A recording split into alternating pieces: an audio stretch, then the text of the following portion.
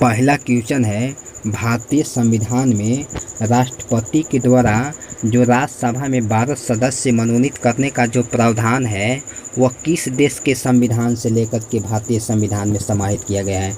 तो वह आयरलैंड के संविधान से लेकर के भारतीय संविधान में समाहित किया गया है। दूसरा क्वेश्चन है, केंद्र एवं राज्यों के बीच का जो संबंध का प्रावधान है वह किस देश के संविधान से लिया गया है?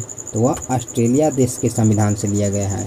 तीसरा क्वेश्चन है, भारतीय संविधान में जो प्रस्तावना की भाषा है और जो समवर्ती सूची का प्रावधान है वह किस देश के संविधान से लिया गया है?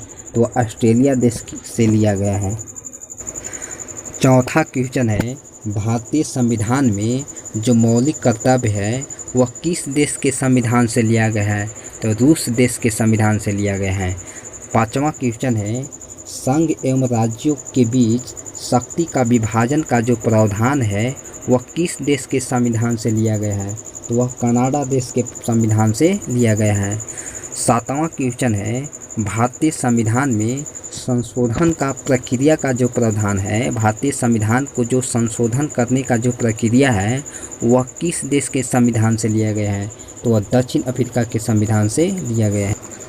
सातवां क्वेश्चन है, किस सूची में दिए गए विषय पर केंद्र सरकार और राज्य सरकार दोनों सरकार कानून बना सकते हैं, परंतु विषय समान होने पर केवल केंद्र सरकार के कानून मान्य होगा? समवर्ती सूची के विषय पर।